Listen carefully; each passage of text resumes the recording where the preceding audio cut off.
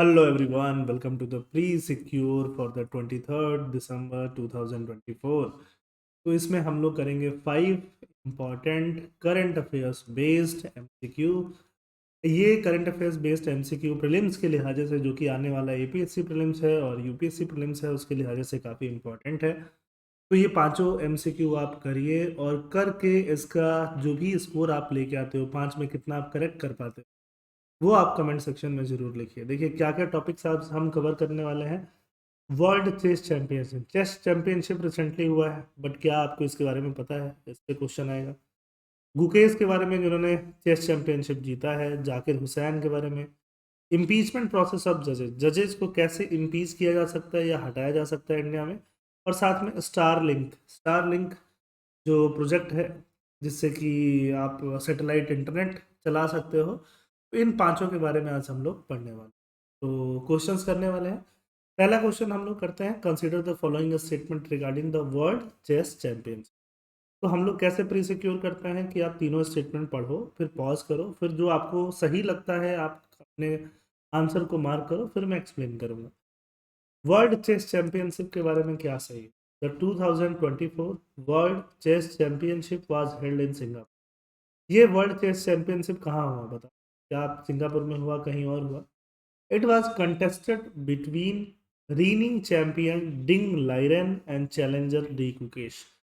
Challenge कर रहे थे डी कुकेश और पहले के चैंपियन थे डिंग लाइरेन। तो ये बिल्कुल सही स्टेटमेंट है और सिंगापुर में भी हो रहा था, ये भी सही स्टेटमेंट है। The championship has been organise by FIDE, जो चेस की फेडरेशन है, बॉडी है, उसने वो चैंपियनशिप ऑर्गेनाइज करती है। ये बिल्कुल सही है। बट इस्टेब्लिशमेंट इसका 1886 में नहीं हुआ था। फीडे का इस्टेब्लिशमेंट बहुत बाद में हुआ था। चेस चैंपियनशिप जरूर 1886 से चल रहा है, बट फीडे बाद में इस्टेब्लिश हुआ। तो इसलिए थर्ड स्टेटमेंट जो है वो गलत हो जाएगा। फर्स्ट और सेकंड स्टेटमेंट जो है वो सही है। तो ऐसे करके आपको पता करना है। देखो, लोकेशन सिंगापुर, ये डिटेल्स बहुत इंपॉर्टेंट है, सिर्फ वो तीन स्टेटमेंट नहीं। Dates November 25 to December 12। Participant Ding Liren China से, डी गुकेस इंडिया से। हिस्टोरिकल कंटेक्स्ट क्या है? वर्ल्ड चैंपियनशिप एस्टैब्लिश हुआ था 1886 में। फर्स्ट मैच किसके बीच हुआ था? विल्हेम सेंटरीज एंड जोहानस ड्यूक कर के बीच हुआ था। खैर ये सब इतना इम्पोर्टेंट नहीं है। और गवर्निंग बॉडी 1948 से, इंडिया के आज़ाद होने के बाद से इसकी गवर्निंग बॉडी का नाम क्या है? फीडे, फेडरेशन इंटरनेशनल देस इचेस, मतलब चेस की बात ही हो रही है। 2024 चैंपियनशिप की क्या हाईलाइट रहा? डी गुकेश डी गुकेश ने चैंपियनशिप जीता और स्कोर कितना था उनका 14 गेम्स के बाद? 7.5 6.5 के स्कोर से उन्होंने ये चैंपियनशिप। तो ये स्कोर भी आपको पता रहना चाहिए। Gukesh 18th world chess champion बनाए, ये भी आपको पता होना चाहिए। 14 classical games with tie break schedule if required, ये इस साल का फॉर्मेट था। और फीडे क्या करता है? डिंग लाइरन ने 2023 में अपना टाइटल रिटेन किया था, उसके पहले भी वो जीते थे। इस साल उनको चैलेंज मिला गुकेश से। गुकेश क्वालिफाई किए टोरंटो में अप्रैल 2024 में। इसके पहले इंडिया की तरफ से Viswanathan Anand 5 time world chess champion रह चुके हैं और डी गुकेश सेकंड इंडियन है वर्ल्ड चेस चैंपियन 2024 में। फर्स्ट सेकंड सही, थर्ड क्या है? सेकंड स्टेटमेंट अब डी गुकेश के बारे में आएगा। एक स्टेटमेंट हमने चैंपियनशिप के बारे में देखा, दूसरा D Gukesh. D Gukesh is the youngest ever world chess champion, youngest ever. हाँ, 18 ईयर्स के एज में उन्होंने चेस चैंपियनशिप जीता। तो क्या वो यंगेस्ट एवर हैं? बिल्कुल है। Gukesh is the first Indian grand master, first to win the FIDE world chess championship.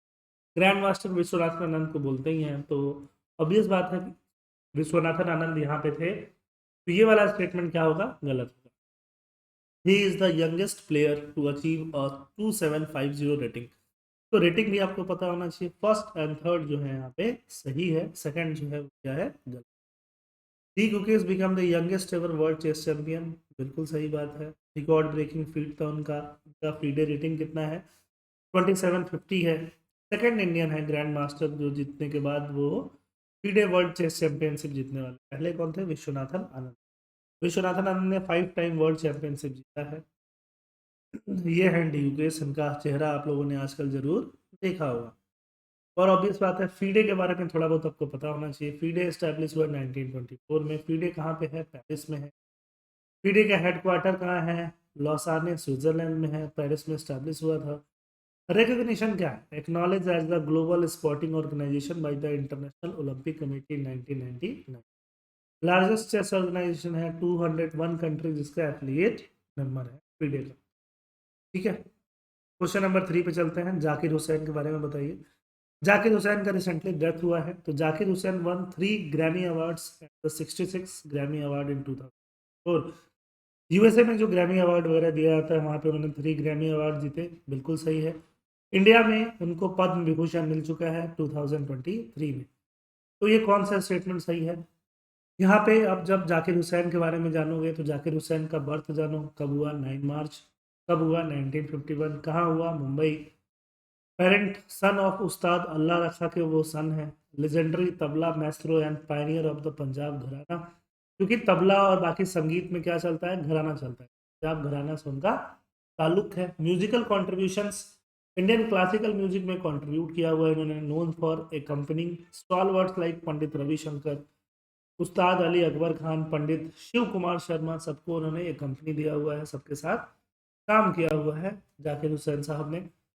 Global collaboration भी किया हुआ है। शक्ति को फाउंड किया 1973 में with John McLaughlin, L Shankar and TH Vikku के साथ मिलके। तो ये सारा काम उन्होंने किया हुआ है। अब बात करते हैं अवार्ड। 4 ग्रैमी अवार्ड वो जीत चुके हैं। 3 ग्रैमी अवार्ड उनको कब मिला? 2024 में। इंडिया की तरफ से उनको क्या सिविलियन अवार्ड मिला है? पद्मश्री बहुत पहले मिल चुका है, पद्म भूषण भी मिल चुका है, पद्म भूषण। एक चीज जो बच गया था वो क्या है? भारत रत्न। भारत रत्न छोड़ के इनको सिविलियन अवार्ड जो भी हाईएस्ट मिल सकता था वो मिल चुका है। तो ये काफी इंपॉर्टेंट हो जाता है। Death, date of death recently pass due to complications from idiopathic pulmonary fibrosis, मतलब जो लंग्स हैं का फाइब्रोसिस की वजह से उनका डेथ हुआ। लंग्स और कितना इंपॉर्टेंट है, दिल्ली में रहना कितना खतरनाक हो सकता है, अब कहाँ ये रहते हैं वो अलग बात है। बट हाँ, ये आपका क्वेश्चन नंबर क्या होगा? 3। क्वेश्चन नंबर 4, इम्पीचमेंट ऑफ जजेस। जजेस को निकाल देना। जजेस को निकाल देना क्या होता है? इम्पीचमेंट। इंडिया में जजेस को कैसे हटाया जा सकता है, चाहे वो हाई कोर्ट के जजेस हो या सुप्रीम कोर्ट के जजेस हो, उनके बारे में हम।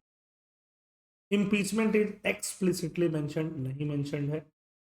इम्प्लिसिट है, एक तरह से थोड़ा सा इंडिकेशन है। आर्टिकल 124 क्लॉज 4 आउटलाइन करता है कि सुप्रीम कोर्ट के जजेस का रिमूवल प्रोसेस क्या होना चाहिए, और वैसे ही हाई कोर्ट के जजेस का आर्टिकल 218 में है। एक्सप्लिसिटली ऐसे डिटेल में मेंशन नहीं किया हुआ है।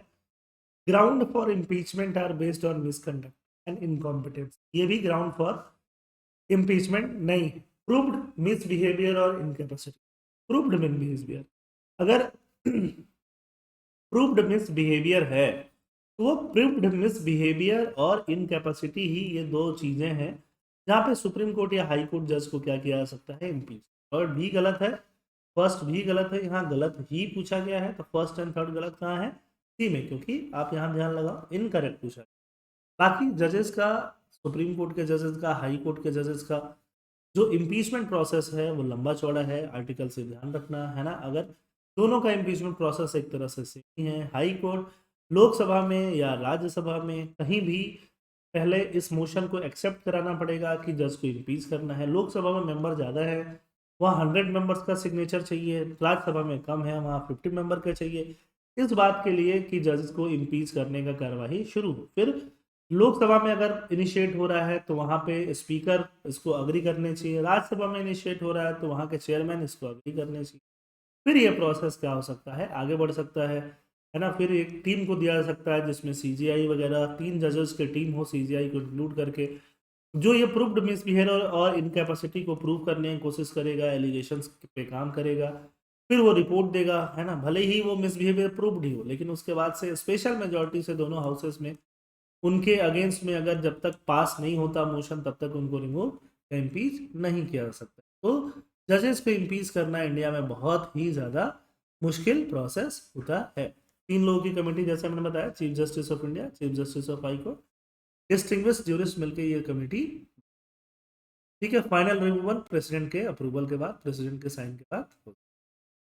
लास्ट क्वेश्चन स्टारलिंक के बारे में है। Starlink is designed for SpaceX with the aim of providing high speed internet globally, particularly in remote and under served reason.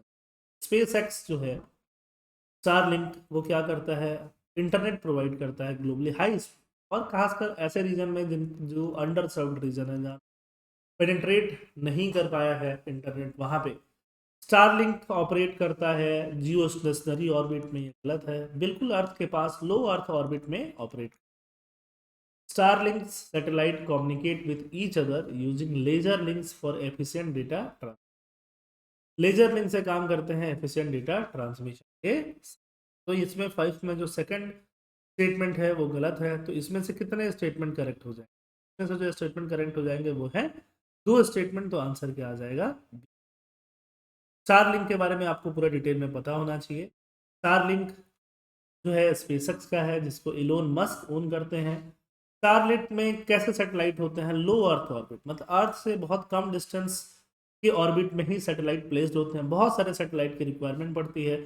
Almost 550 kilometre अर्थ के ऊपर सरफेस पे ये सैटेलाइट घूम रहे होते हैं, डेटा को ट्रांसमिट कर रहे होते हैं ग्राउंड स्टेशन से। यूजर टर्मिनल होता है, स्मॉल एंटीना और राउटर, जैसे टाटा स्काई आप देखते थे वैसे ही स्मॉल एंटीना और राउटर का यहाँ पे ज़रूरत होता है अगर आपको इंटरनेट से कनेक्ट करना हो तो।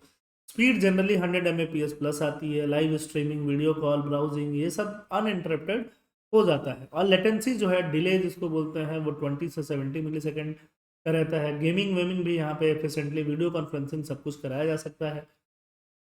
डिजास्टर वाले के रीजन्स में, रिमोट एरियाज में, पुअर इंटरनेट इंफ्रास्ट्रक्चर वाले एरियाज में स्टारलिंक बहुत हेल्पफुल है। ठीक है, और इंडिया में तो अभी तक अलाउ नहीं है, बट बांग्लादेश, भूटान वगैरह जल्द ही स्टारलिंक की सेवाएं लेने वाले हैं। तो यहाँ पे आंसर डी।